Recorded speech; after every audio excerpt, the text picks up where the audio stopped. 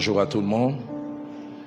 Je rends grâce à Dieu qui permet depuis quelques jours que je puisse de nouveau être dans cette belle ville que j'ai appris à aimer, à apprécier. Je dis aussi merci au pasteur Timothée et son épouse pour la main d'association. Oui, pasteur Timothée, merci aussi pour ces paroles chaleureuses qui me vont droit au cœur. Je suis toujours sans voix, sans réaction, quand j'entends que l'on peut parler de moi aujourd'hui comme un modèle. Parce que je peux retourner en arrière, si je fais bien ma comptabilité, ma conversion date d'il y a 35 ans, mais j'ai en souvenir un dernier gros dégât que j'ai fait 37 ans en arrière. Et ce jour-là, ma mère me disait qu'elle regrettait de m'avoir porté ces quelques mois dans son ventre. Et elle avait honte d'être ma mère. Et je puis dire un peu comme l'apôtre Paul pouvait le dire d'Onésime. Autrefois, j'étais inutile, mais par la grâce de Dieu, je suis utile. Il peut arriver que vous me voyez, vous m'appréciez, mais vous n'avez aucune idée des dégâts que j'ai fait autrefois. Et je puis dire comme l'apôtre Paul, je rends grâce à celui qui m'a jugé digne en m'établissant dans les ministères, moi qui étais un blasphémateur, un persécuteur.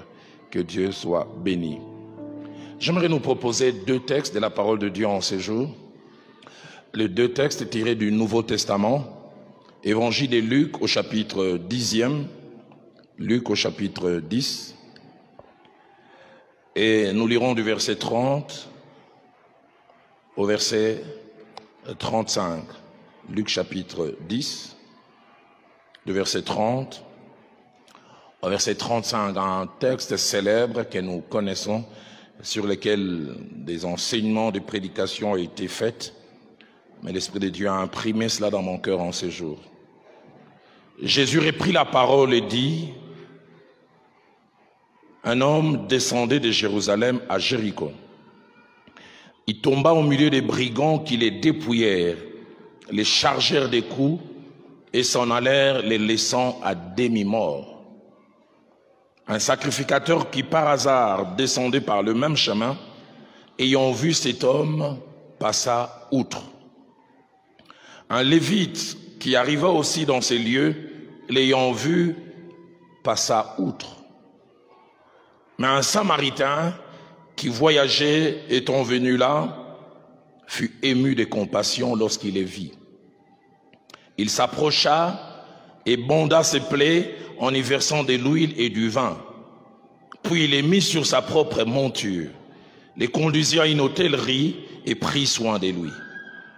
Le lendemain, il tira 2 deniers, les donna à l'autre et dit: aie soin de lui. Et ce que tu dépenseras de plus, je te les rendrai à mon retour.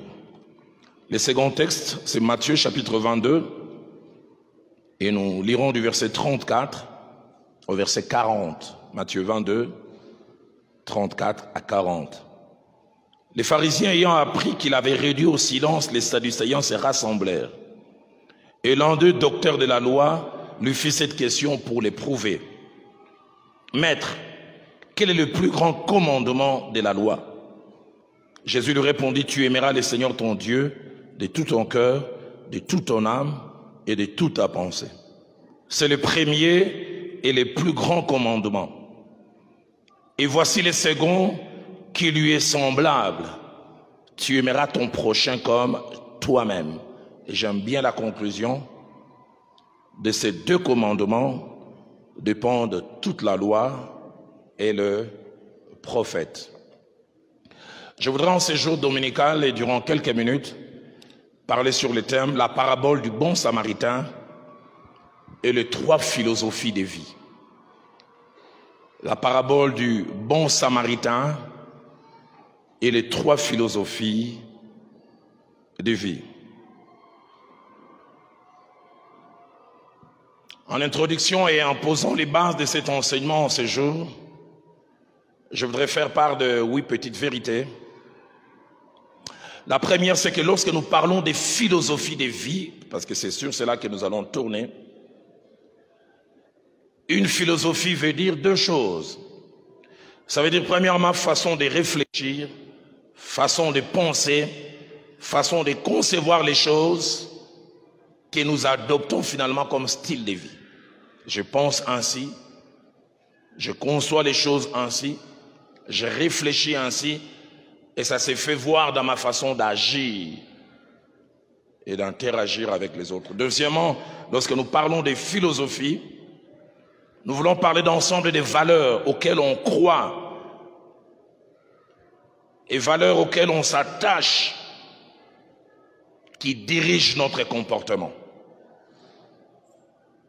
1 Corinthiens chapitre 4 au verset 17, l'apôtre Paul, en voyant son fils dans la foi Timothée chez les Corinthiens, va leur dire ceci. Je vous ai envoyé Timothée, qui est mon enfant bien-aimé et fidèle dans le Seigneur. Et j'aime comment il conclut. Il vous rappellera quelles sont mes voies en Christ. D'autres versions disent, quelle est ma philosophie, quelle est ma façon de penser.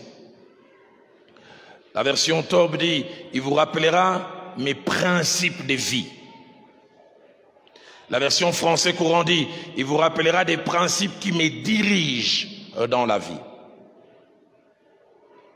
La version Parole de vie va plus loin, il vous rappellera les règles qui me guident dans ma vie. Deuxième vérité que je voudrais dire, c'est que chacun de nous, consciemment ou inconsciemment, a une philosophie de vie. Philosophie de vie à laquelle il a adhéré, philosophie à laquelle il s'attache et philosophie qu'il pratique et qui dirige sa façon d'être. Troisièmement, les philosophies de vie, on les a et on les pratique de deux manières. La première manière, on les pratique consciemment. On a décidé, je ferai ainsi. Mais la deuxième manière, on les pratique inconsciemment. Mais ceux qui vous observent peuvent dire, voici sa façon de se comporter. Quatrième vérité, les philosophies de vie, nous les avons de plusieurs manières et par plusieurs sources. Premièrement, nous les avons par choix personnel. À un moment, nous avons décidé, je marcherai comme ça, j'agirai ainsi. Deuxièmement, nous les avons par l'influence du milieu dans lequel on a grandi. La famille peut influencer notre philosophie de vie. La province peut influencer notre philosophie de vie. J'étais étonné, il y a quelques années, j'étais allé dans une province au nord-ouest de notre pays, et j'étais étonné par la façon de réfléchir de ces coins. J'aimerais pas les citer ici pour ne pas scandaliser certains. Et l'on disait à un jeune homme, après qu'il ait dépassé 15 ans, pour montrer qu'il est devenu véritablement un homme viril, il doit voler les canards du voisin et ne pas se faire attraper. C'est quand tu fais ça que l'on peut dire c'est un homme. La philosophie de vie peut être influencée. La famille, les milieux, la culture et les pays. Il y a des philosophies de vie qui ne sont qu'au Congo. Article 15, et tu vas aux États-Unis, ça n'existait pas. Mais article 15, c'est congolais. Les Kino te dira Moutaliaka et Sika à Salaka. Là où je travaille, je peux ramener une rame de papier à la maison. Philosophie et de vie. Mais troisièmement, la philosophie de vie, on peut la voir par réaction ou comme conséquence des choses que l'on a subies. Des fois, nous voyons les gens se comporter d'une certaine manière, on n'a aucune idée.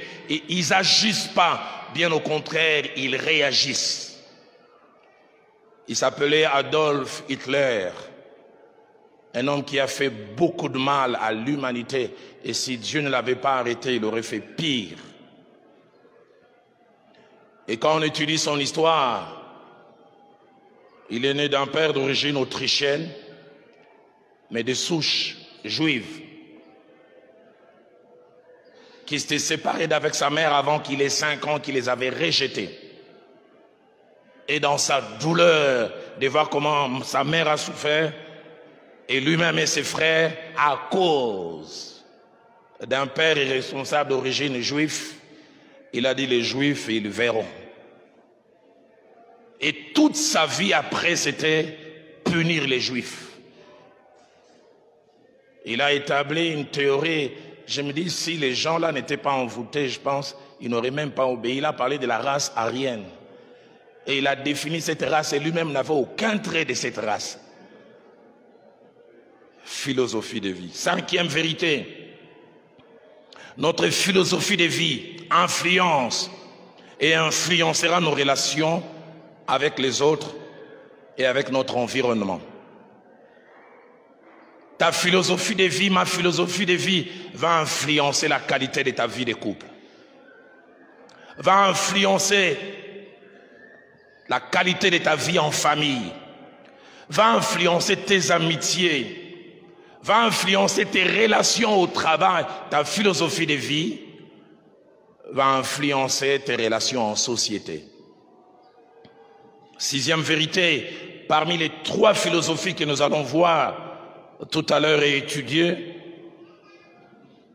deux ne sont pas encouragées pour un véritable enfant de Dieu.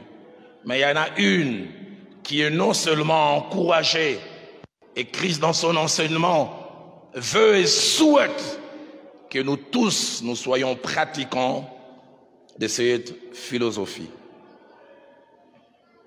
Septième et avant-dernière vérité, c'est qu'aucune philosophie, nous allons les étudier tout à l'heure, n'est un acquis définitif. Même les philosophies mauvaises et négatives, on peut s'en débarrasser, changer. Et c'est où intervient le miracle de la nouvelle naissance, le miracle de la repentance et de la conversion. Mais même cette philosophie que nous verrons qui est bonne, on peut la voir et la perdre. Je prie que seuls ceux qui l'ont ne la perdent jamais. Huitième et dernière vérité, c'est que toutes les philosophies que nous allons voir tout à l'heure, le 3, ont affaire à notre relation avec l'autre. L'autre.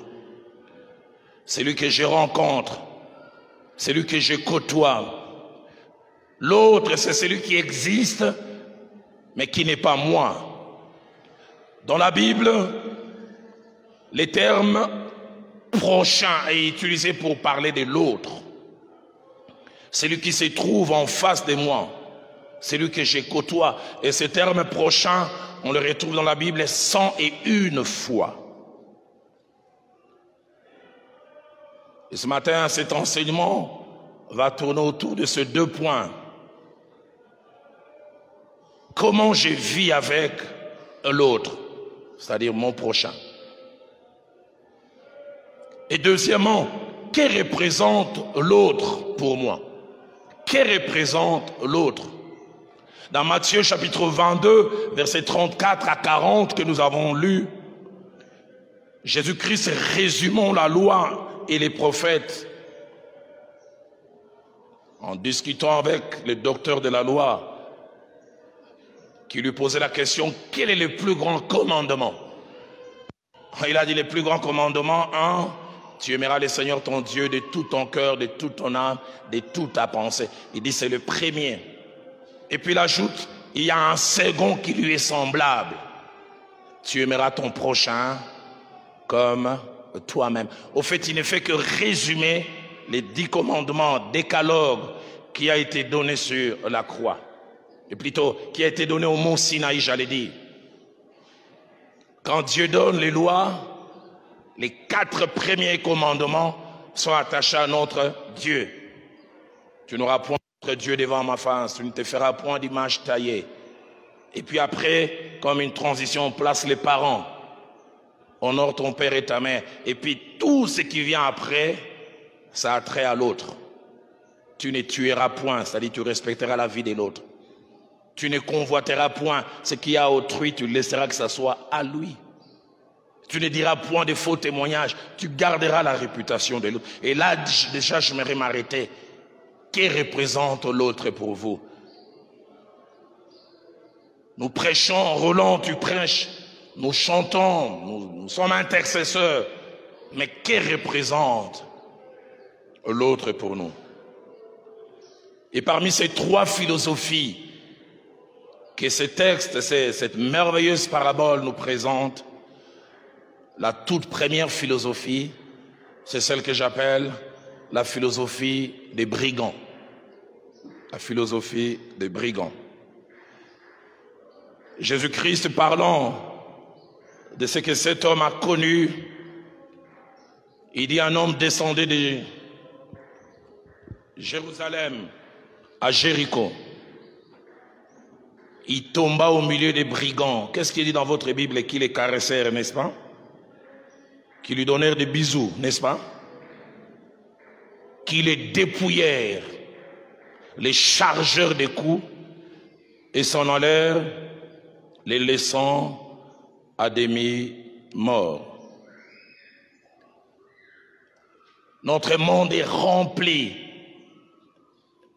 de ceux qui vivent et pratiquent la philosophie des brigands. Plein de brigands dans notre monde. La philosophie des brigands peut se résumer en 7 vérités. La première, pour les brigands, l'autre, il n'existe pas. L'autre, il ne compte pas. Ça, c'est la première vérité attachée à la philosophie des brigands. L'autre n'existe pas. Il n'y a que moi et mes besoins qui existent. Deuxième vérité attachée à la philosophie des brigands, l'autre n'est qu'un moyen pour moi pour devenir heureux. Pour les brigands, il peut bâtir son bonheur sur le malheur de l'autre, sur la douleur de l'autre, sur la tristesse de l'autre. Troisième chose, vérité attachée aux brigands presque proche de celle que je viens de mentionner. Pour mon bonheur et pour mon épanouissement, je suis prêt à faire mal aux autres. Je suis prêt à tuer même. Quatrième vérité attachée à la philosophie des brigands, pour les brigands, un seul bonheur existe et a droit d'être recherché, c'est le mien, pas celui de l'autre. Cinquième vérité attachée à la philosophie des brigands, une seule souffrance et une seule douleur existe, c'est la mienne. Et je suis prêt à tout, et même à faire du mal à l'autre pour que ma douleur cesse. Sixième et avant-dernière chose, attachée à la philosophie des brigands, ceux qui sont sans cœur, sans émotion, sans sentiment. Et puis enfin, dernière chose attachée à la philosophie des brigands, ils sont caractérisés par la méchanceté. La méchanceté, avoir un cœur dur. Le verset 30 nous parle des brigands qui posent 3 actes. Ils rencontrent un étranger qui avait des biens. L'avait dit, ils lui ont dépouillé. Ils ont pris ce qui lui appartient. Dans la philosophie des brigands, ce qui est à autrui, je suis prêt à les prendre par n'importe quel moyen. Il les dépouille. Et deuxième des choses que la Bible dit, il les charge de coups. Il gonfle. Le sang est en train de couler, ça leur dit rien. Au fait, c'est un moyen pour l'affaiblir et finalement déplacer sans trop d'efforts. Et la troisième, la Bible dit, ils l'ont laissé à demi-mort. Peut-être même l'objectif était de les tuer. Français courant utilise 4 verbes, il dit, ils attaquèrent. C'est-à-dire, ils firent montre de violence et d'agression vis-à-vis de lui. Et deuxièmement, Français courant dit, ils lui prirent ce qu'il avait. Et quatrièmement, ils les bâtirent. Et puis enfin, ils l'ont laissé à demi-mort.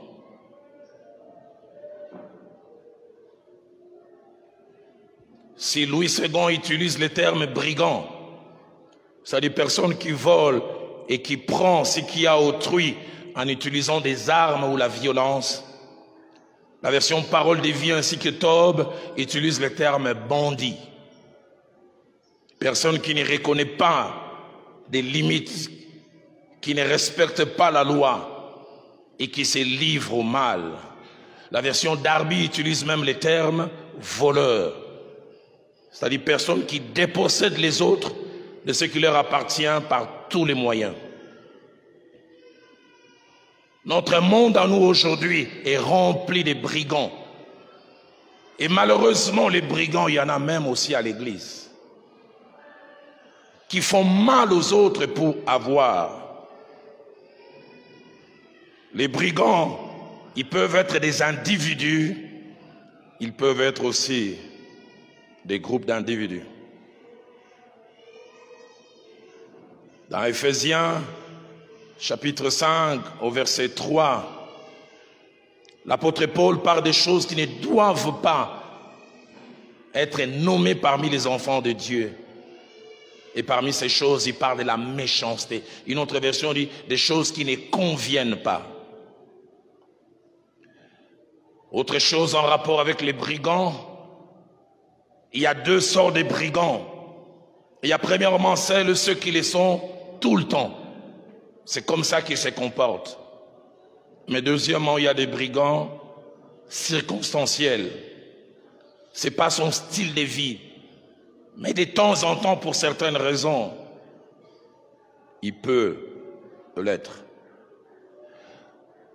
La Bible nous montre des bonnes personnes, mais qui à un moment aussi ont été comme des brigands. Ils ont bâti leur bonheur sur les malheurs des autres. 2 Samuel chapitre 11, versets 1 à 27. David, l'homme selon le cœur de Dieu, a été un brigand pour un moment. La Bible dit ce jour-là, alors que l'élite d'Israël est allée combattre, David était sur le toit de sa maison et il a vu une femme qui s'est baignée, regard accidentel. Et il a posé la question de qui était l'épouse pour savoir si elle a une alliance avec quelqu'un, si je peux la voir ou pas. On lui dit c'est la femme de Uri, les Hétiens. L'homme selon le cœur de Dieu prend la femme d'autrui. Plus de respect pour les limites. À la limite même, c'est comme si c'est dit une aussi belle femme pour un caporal. Brigand. Il ne s'arrête pas là. Finalement, cette femme vient lui dire, je suis enceinte. Panique. Il y aura un scandale. L'homme selon le cœur de Dieu, il appelle l'un de ses lieutenants et dit, placez Uri au plus fort du combat, qu'il meure. Il veut éliminer un témoin gênant. Un homme qui a ses rêves, qui a ses projets. Un autre homme décide de l'éliminer pour que sa réputation soit intacte. Mon pasteur, le fait Jacques-André Vernon, disait un jour, le péché est une réalité ingérable. Avec le péché, on ne sait jamais dire j'irai jusque là et je m'arrêterai. Le péché te poussera plus loin à faire des choses même auxquelles tu n'as jamais pensé. David se comporte en brigand. Que dire de 1 Roi chapitre 21, versets 1 à 16. Un couple mixte, où on a d'un côté un homme au bon cœur qui s'appelle Akab, mais de l'autre côté une mauvaise femme, une méchante, une diablesse, Jézabel. Akab, tout roi qu'il est, malgré l'autorité qu'il a, il respecte les limites. Il a vu une vigne qui lui a plu, il a voulu la voir en bonne et due forme. Il va voir Naboth et dit, puis-je avoir ta vigne? Je suis prêt à donner l'argent qu'il faut. Naboth dit, non, cette vigne a une valeur symbolique très élevée. C'est l'héritage de ma famille. Tout roi qu'il était, il s'arrête. Il ne veut pas aller plus loin. Et puis il avait une femme, sûrement qui faisait partie de la doctrine des brigands, qui vient lui dire, mais finalement tu es roi ou pas? Reste calme, cette vigne, moi je vais te la donner.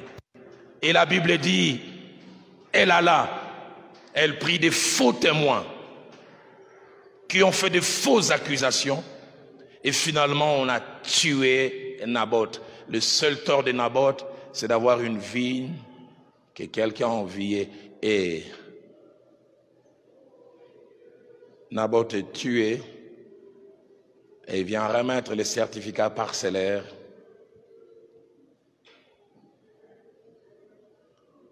à son mari.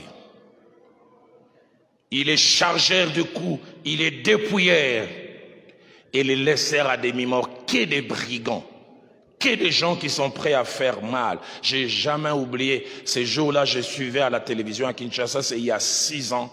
On a montré 5 jeunes gens de la commune de Kinshasa qu'on avait arrêtés. Ils avaient entre 15 et 22 ans. Leur crime, ils vendaient de l'eau que l'on utilise, supposée, pour la perfusion. Et vous savez, cette eau ne vient pas de nulle part, c'est une eau travaillée chimiquement avec toutes sortes d'équilibres. Et on les a attrapés, on leur a dit, comment vous faites pour avoir ça? Écoutez leur réponse, Tozorango na robinet. Nous prenons ça du robinet. Vous avez vendu combien? Ils disent plus de 2000 sachets. Les effets que cela va faire dans les corps des gens, la mort sûrement qui s'ensuit, ça leur dit rien du tout. Tout ce qui les intéresse, c'est l'argent. Brigands. Il y a 2 ans, j'ai suivi un documentaire sur les faux médicaments qui se font dans certains pays d'Afrique et des fois plus loin. Vous pensez que c'est de l'ampicilline, dedans on a mis de la farine de maïs. Je veux bien avoir l'argent, mais je ne veux pas l'avoir comme ça. Comment on peut bâtir son bonheur sur le malheur des autres?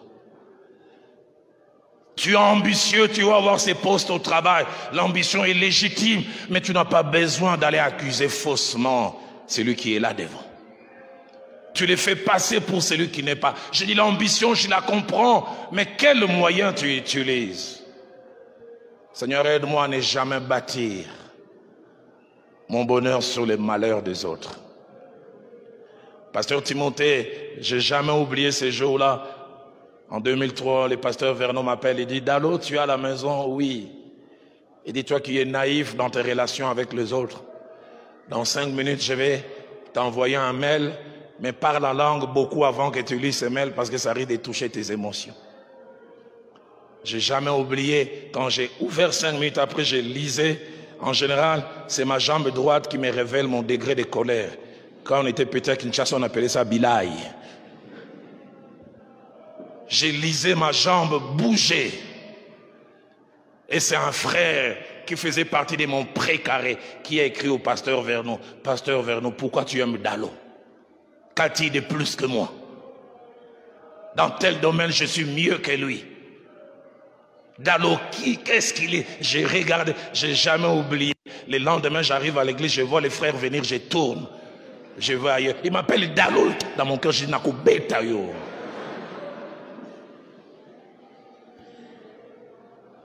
Je comprenais qu'il soit ambitieux, qu'il désire avoir peut-être ma place ou le même privilège. Mais est-ce nécessaire de détruire l'autre?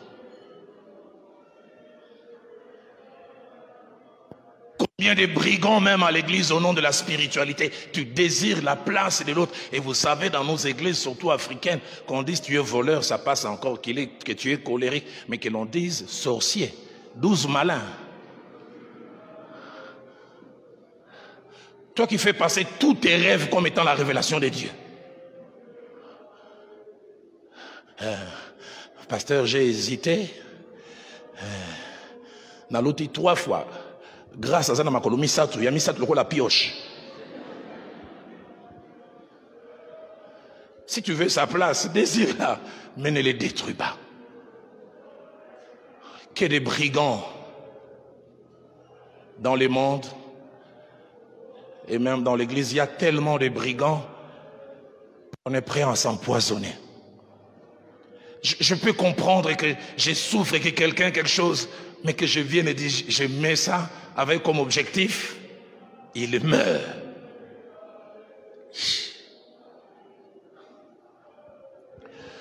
Jamais oublié, je suis allé à une réunion des serviteurs de Dieu à Bukavu. On était à 10, on a servi du coca.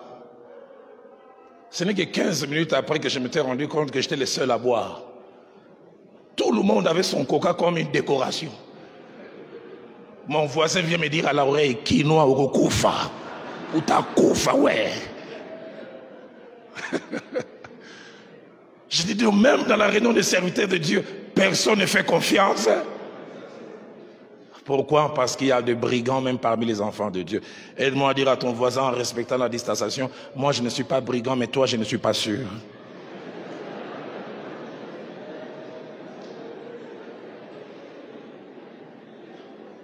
Seigneur, je vais être heureux, mais je ne bâtirai jamais mon bonheur en détruisant les autres. Il y a 2 ans, je suis allé à Bukavu et j'ai rencontré le prix Nobel qui m'a fait visiter son hôpital de Panzi. Je suis sorti avec un cœur déchiré. J'ai vu des fillettes de 8 ans violées, mais je vis aussi des vieilles dames de 80 ans. J'ai dit, bon, tu as des désirs, mais pour assouvir ton désir, tu détruis une vie. Les docteurs m'ont montré une petite fille, je n'ai même pas osé regarder, complètement détruite jusqu'à l'intérieur. Je comprends pas, tu es en forêt, ça fait longtemps que tu étais avec une femme. Mais est-ce que je peux bâtir mon bonheur, mon plaisir en détruisant quelqu'un? Deuxième philosophie que Christ présente dans ces textes, c'est ce que j'appelle la philosophie du sacrificateur et du lévite. C'est vrai, les brigands ont causé des dégâts. Mais Jésus dit, un sacrificateur passa par là. Il vit l'homme qui avait des problèmes. Il passa outre. Les Lévites aussi passaient par là. Il vit cet homme. Il passa outre.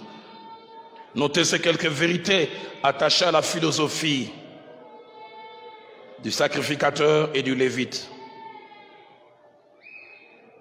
Première vérité attachée à la philosophie du sacrificateur et du lévite, c'est que l'autre existe, mais ne compte pas pour moi. Si pour les brigands, l'autre n'existe pas, pour le sacrificateur, l'autre existe, mais il ne compte pas pour moi. Deuxième vérité attachée à la philosophie du sacrificateur et du lévite, c'est que les problèmes de l'autre ne sont pas les miens et ne seront jamais les miens. Si les lévites et les sacrificateurs étaient de mon pays, la République démocratique du Congo, ils seraient sûrement du Congo central et ils auront comme phrase Kiaku Kiaku, Kiangani Kiangani. Ce qui est à moi, c'est à moi, et ce qui est à toi, c'est à toi. Chacun pour soi, Dieu pour tous. Ils voient un homme en souffrance. Chaque minute de perdu peut être fatale pour sa vie, mais ça ne me dit rien. Tu existes, mais tes problèmes, c'est à toi. Les combles, ils sont en col pastoral. Ils chantent Jéhovah, Jéhovah. Mais ils font rien de ce que Jéhovah veut.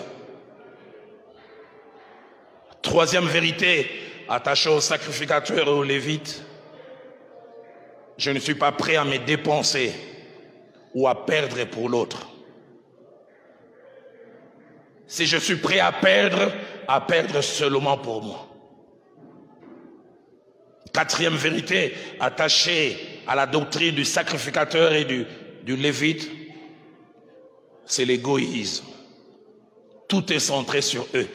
Que d'égoïsme dans notre monde. Que d'égoïsme. Regardez ces gens quand on parle de ces détournements, des montants inimaginables qui pouvaient être utilisés pour bâtir des routes, construire des hôpitaux. Mais ils prennent pour eux.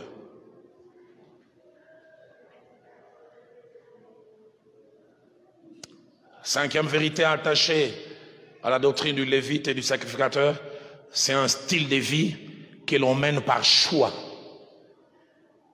Parce que la Bible dit, l'ayant vu, ils passèrent outre. C'était une décision, je ne vais rien faire.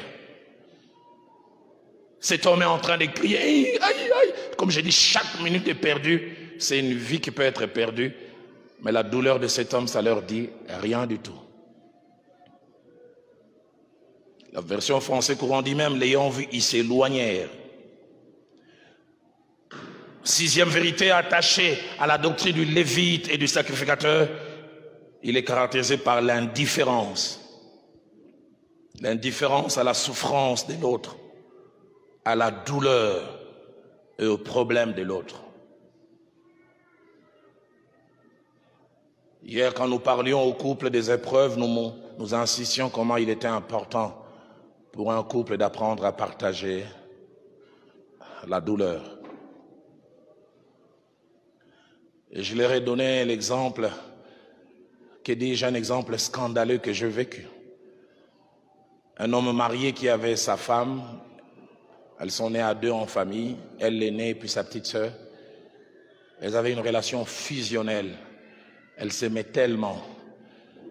Et sa petite sœur est décédée. Et la douleur était tellement forte physiquement qu'elle n'avait envie de rien. 3 jours après le deuil, elle rentre à la maison et cet homme m'appelle comme s'il y avait un problème de fin du monde. Pasteur, je dois te voir, c'est une question de vie et de mort. Tu dois nous recevoir. Je pensais que c'était si sérieux, mais quand je l'ai entendu, j'ai dit, est-ce que ces problèmes, je les résous spirituellement ou je les résous virilement? Mon pasteur, tu sais que moi je suis hyper actif sexuellement. Je l'avais déjà dit une fois. Elle est rentrée, je comprends qu'elle a la douleur. Je lui demande qu'on aille ensemble, elle ne veut pas. Elle dit qu'elle est triste. Mais jusqu'à quand?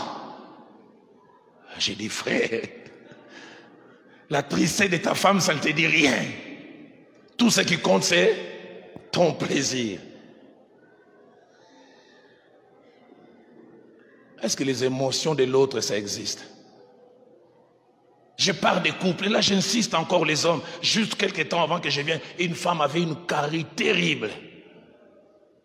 Il dit, chérie, son mari dit, on doit aller ensemble. On doit. Les hommes, nous sommes terribles. Septième et dernière caractéristique, attachée aux lévites et aux sacrificateurs, c'est qu'ils trouvent toujours toutes sortes d'excuses pour ne pas faire ce qu'ils devaient faire. Vous savez, quand on ne veut pas faire quelque chose, on trouvera toujours des excuses. Tous les commentateurs disent que les sacrificateurs et les lévites n'ont pas aidé cet homme qui était à demi-mort parce que cet endroit était réputé être côtoyé par les brigands. Et il semble que dans leur logique, ils ont dit, ça c'est pas un homme frappé, c'est la technique. Il fait semblant. Et quand tu voudras l'aider, d'autres... Mais vous savez, si on a un cœur, on peut sentir là où il y a la sincérité et là où il n'y a pas la sincérité. Mais quand on ne veut pas faire, on trouvera toujours des excuses. Troisième et dernière philosophie qui va m'amener vers la conclusion, c'est la philosophie du bon samaritain. Et là, j'ouvre une parenthèse que j'aimerais fermer rapidement. On trouve, permettez-moi les termes, les côtés provocateurs de Jésus. Pourquoi? Parce que Christ avait en face de lui un docteur de la loi, un pharisien qui était imbu de lui-même, qui lui a posé la question, qui est mon prochain? Et Christ, pour l'enseigner, il fait sortir les biens du Samaritain. Parce que les Samaritains étaient négligés, ils étaient estimés, après les retours de la captivité, mélangés. Le bon judaïsme avec le paganisme. Ce qui fait qu'un bon juif ne voulait jamais être en contact avec un Samaritain. Souvenez-vous, quand Christ est venu, plus d'une fois, il voulait contourner la Samarie. Et Jésus dit, je vais provoquer ces docteurs de la loi. Il place les bonnes choses dans les Samaritains. Et nous le verrons tout à l'heure à la fin. De telle sorte qu'à la fin, quand les Samaritains ont tellement fait de bonnes choses, Jésus-Christ demande de tous les trois, qui est le prochain? Le docteur de la loi a eu difficile à dire les Samaritains. Il a dit simplement celui qui a pratiqué la miséricorde.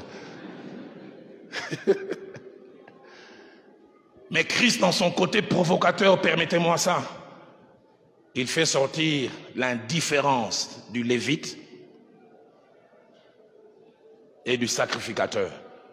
Qu'est-ce qu'il veut dire par là? Il dit le plus important, c'est pas pratiquer la religion à l'intérieur, à l'extérieur. Le plus important, c'est les rapports avec ton peuple de chaque jour. C'est pourquoi Jean dira, si Dieu que tu vois et que tu prétends que tu aimes, mais tu ne les vois pas, mais celui que tu vois chaque jour, tu ne fais rien pour lui. 4 vérités à noter concernant la doctrine du bon samaritain.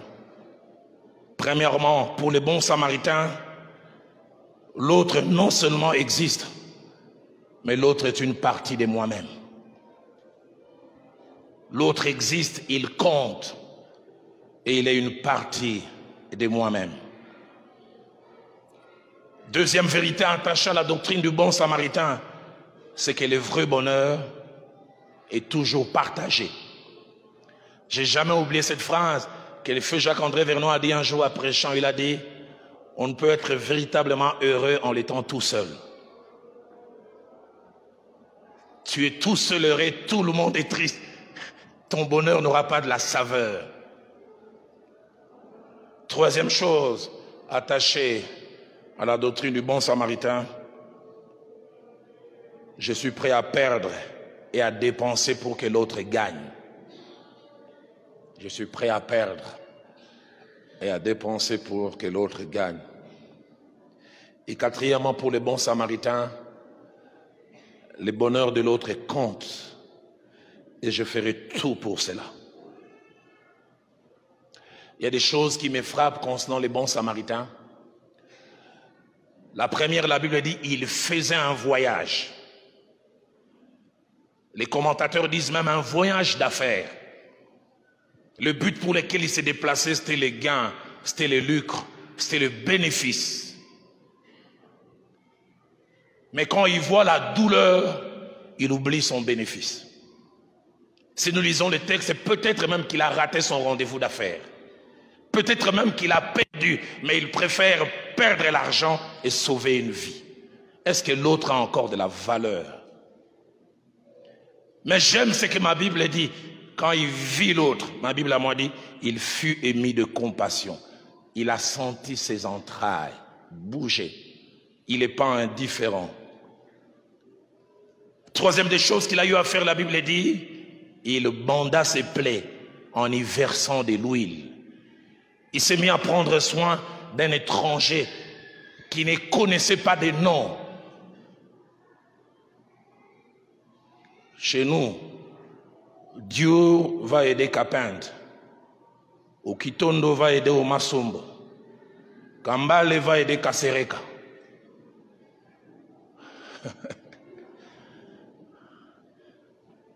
Kabongo va aider Mutombo. Lukombo va aider Makiese. Un inconnu. Mais pasteur Timothée, ce qui me frappe, la Bible dit, il est mis sur sa propre monture. Lui, il était sur un cheval dans le but de gagner du temps pour se mouvoir. Mais quand il rencontre un étranger qui a un problème que lui n'a pas causé, pour lequel il n'est pas lié, il devient un piéton et il place cet étranger qui ne connaît pas. J'aimerais le mettre dans les meilleures conditions. Église, qui est l'autre pour vous? Plus loin, la Bible dit, il est conduit à une hôtellerie. Et ma Bible à moi dit, il prit soin de lui. Il dépense. J'imagine quand il arrive, on lui pose la question, le monsieur que tu as amené, il s'appelle comment? Il dit, je ne sais pas. Quel est son nom? Mais pourquoi tu fais tout ça? C'est un humain.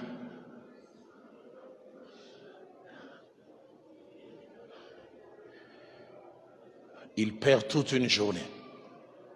Il arrête tout pour un étranger. Mais ce qui me frappe, c'est surtout à la fin, on sent qu'il ne prend pas à cœur l'autre pour un temps. Avant de s'en aller, il dit, tout ce que tu dépenseras en plus, je te les rendrai. Ça dit, même en partant, je continue à porter les fardeaux et je suis prêt à revenir et à dépenser pour cette personne. Avant de conclure, j'aimerais dire combien nos vies de couple, nos vies de famille, nos vies en société, même à l'église, seraient meilleures s'il y avait beaucoup de bons samaritains.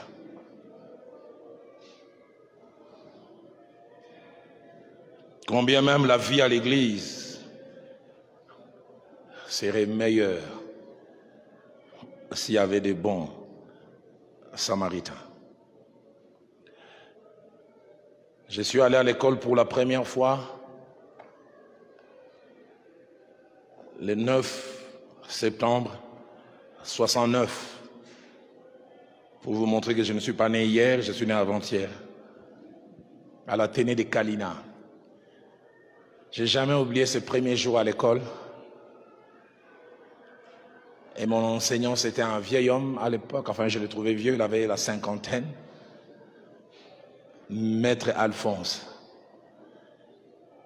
Pasteur Timothée nous a relaté une histoire plus de 40 ans, plus de 45 ans après. C'est resté. Il a dit, un père est allé déposer son fils le matin à l'école. Et juste en les déposant, il a vu on vendait des oranges, mais il y avait une grosse orange qui avait l'air bien juteux. Il a pris l'orange, il a dit, petit, prends ça, mange à la récréation.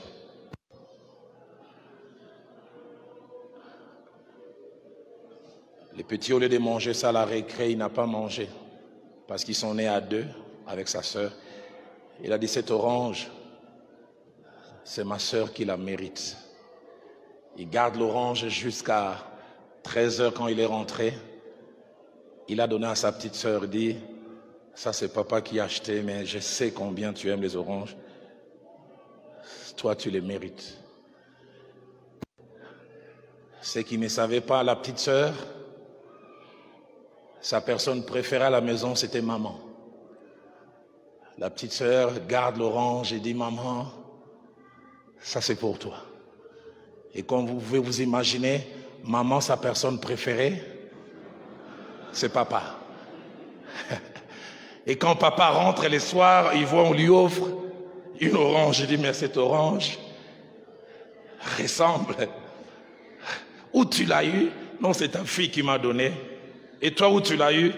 C'est mon frère. Et à cause du fait qu'on a pensé à l'autre, toute la famille s'est retrouvée à manger des tranches d'orange, mais plein d'amour.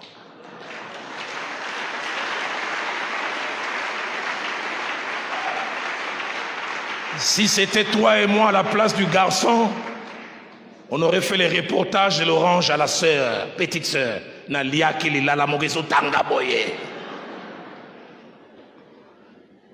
là, on pense à l'autre. La vie est différente. En ce jour, brigands, êtes-vous? Lévites ou sacrificateurs? Ou bons samaritains? Baissons nos têtes dans la prière. Je me suis réveillé ce matin avec ces merveilleux cantiques composés par Feu Alain Moloto et chantés merveilleusement par Maman Nadège. Je demande à notre chorale de venir. Ils vont m'aider à chanter ces cantiques. Avec la permission du pasteur Timothée, j'ai invité l'homme de Dieu Fabrice. Il va venir prier après le message. J'aimerais lancer ce triple appel. Y a-t-il quelqu'un à l'ouïe de cette parole? Il dit, moi Dieu m'a fait grâce. Je pratique la doctrine du bon samaritain. Je la pratique peut-être bien ou un peu bien, mais en tout cas je fais partie de cette doctrine. Si vous êtes là, je vous prierai de vous lever parce que je voudrais prier que vous ne quittiez pas cette doctrine, que vous restiez dedans. J'aime quand Christ, parlant à Jean dans l'île de Patmos, que celui qui est saint, se sanctifie encore, que celui qui pratique le bien le fasse encore. Mais le deuxième appel que je voudrais lancer, y a-t-il quelqu'un qui veut dire, autrefois j'étais un bon samaritain, mais avec les circonstances de la vie, j'ai changé. Je suis devenu peut-être un lévite, je suis devenu peut-être un sacrificateur, peut-être même, je suis devenu un brigand. Et vous voulez dire, Seigneur, redonne-moi le cœur du bon samaritain que j'avais à un moment. Et troisième et dernier appel, y a-t-il quelqu'un sincèrement ce matin en lui de cette parole, vous qui êtes ici, vous qui nous suivez, qui veut dire je suis un brigand. Je suis un brigand. J'ai créé mon bonheur sur les malheurs des autres. J'ai bâti mon bien-être dans la douleur des autres. Je suis enfant de Dieu, mais brigand. Seigneur, enlève ces cœurs de brigands en moi. Je suis un brigand dans ma relation avec mon épouse, brigand dans ma relation avec ma femme, brigand dans ma relation avec les amis. On va chanter ces merveilleux cantiques comme une prière et je laisserai le microphone au pasteur Fabrice pour prier pour nous. Seigneur, plus qu'un chant, c'est une prière qui monte du fond de mon cœur.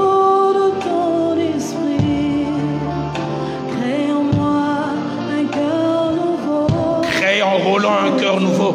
Ce message est sorti par ma bouche, mais il me concerne aussi. Tu t'appelles Je suis.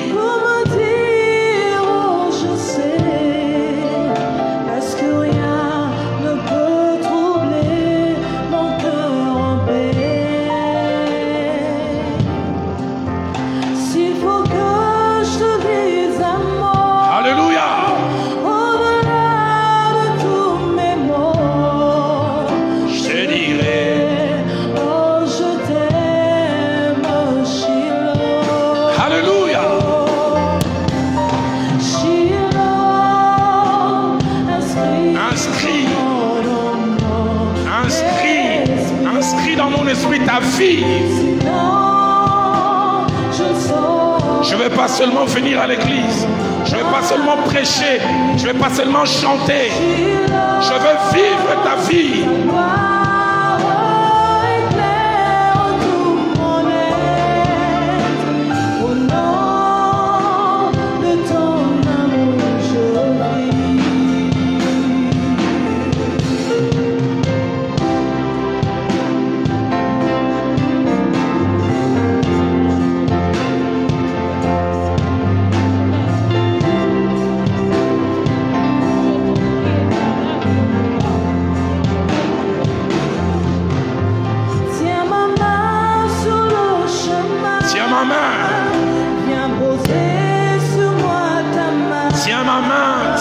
Je ne peux pas marcher par moi-même.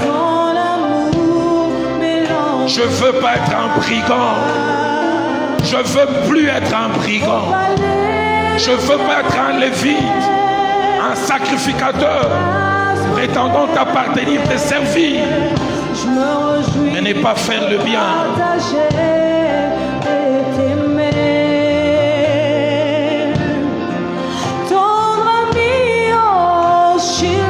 Enlève en moi les faux. Enlève en moi les faux. Enlève le déracine en moi. Dans mon cœur ce qu'il faut. Enlève en moi les faux. En ce début d'année, enlève en moi les faux. Inscris dans mon esprit ta loi.